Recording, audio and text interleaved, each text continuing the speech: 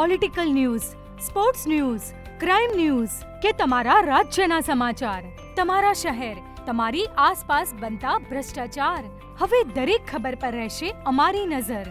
અમે બનીશું તમારો અવાજ. દરેક સત્ય, દરેક સમાચાર જે જનતા સાથે જોડેલી હોય. ગુજરાતનો સર્વશ્રેષ્ઠ ન્યૂઝ ચેનલ. શહેરા સરપંચ પદના વિજેતાઓના ભવ્ય વિજય સરઘસ, યુવા ઉમેદવારોનું અપાયું જનસમર્થન.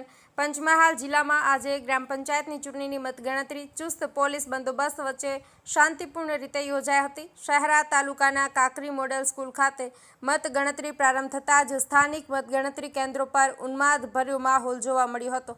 મતગણતરી દરમિયાન જ્યારે ઉમેદવારોના વિજયની ઘોષણા થઈ ત્યારે તેમના સમર્થકોમાં ઉત્સાહનો માહોલ છવાઈ ગયો હતો. ઢોલ નગારા અને ડીજે સાવજના સંગાથે વિજેતા ઉમેદવારોનું ભવ્ય સ્વાગત કરવામાં આવ્યું હતું. વિજેતાઓને ફુલહાર પહેરાવવામાં આવ્યા અને ઘોડા પર બેસાડીને વિજય સરઘસ કાઢવામાં આવ્યું હતું. બીજી તરફ હારેલા ઉમેદવારોમાં નિરાશા જોવા મળી હતી. જિલ્લાની કુલ 247 ગ્રામ પંચાયતો માટે આજે મત ગણતરી યોજાઈ હતી, જેમાંથી 136 પંચાયતો માટે સામાન્ય અને 111 પંચાયતો માટે પેટા ચૂંટણી યોજાઈ હતી. કુલ 391 સરપંચ પદ માટે 1993 સભ્ય પદ માટે મતદાન થઈ ચૂક્યા બાદ આજે પરિણામ જાહેર કરાયું હતું. જિલ્લાના વિવિધ મતગણતરી કેન્દ્રો પર સમર્થકોનો ભારે જમાવડો રહ્યો. ચૂંટણી દરમિયાન કાયદો અને વ્યવસ્થાની પરિસ્થિતિ જળવાઈ રહે એ માટે સંપૂર્ણ પોલીસ બંદોબસ્ત રાખવામાં આવ્યો હતો. 7 તાલુકાઓમાં કુલ 211 ટેબલ પર મતગણતરી કરવામાં આવી હતી. આ વખતે ખાસ કરીને યુવા ઉમેદવારોને મતદારો તરફથી વિશેષ સમર્થન મળ્યું હતું. શહેરા તાલુકામાં પણ યુવા આગેવાનોના વિજય સાથે લોકશાહીની ઉજવણી તેમજ એ જોઈને ગામડામાં પણ નવી રાજકીય પેઢી ઊભી થાય તેવી આશા ઉપજી છે. વિપુલ દરજી, પંચમહાલ.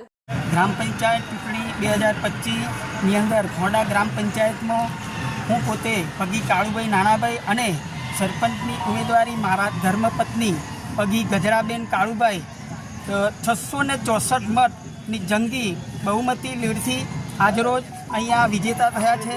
એ બદલ મારા મતદાર સમર્થકોનો હું આભાર માનું છું અને મારી સાથે જે પણ મિત્રો મદદરૂપ થયા એ દરેકનો આભાર માનું છું. આજરોજ મીડિયા સમક્ષ એમનો પણ હું આભાર માનું છું. ભારત માતા કી જય, વંદે માતરમ.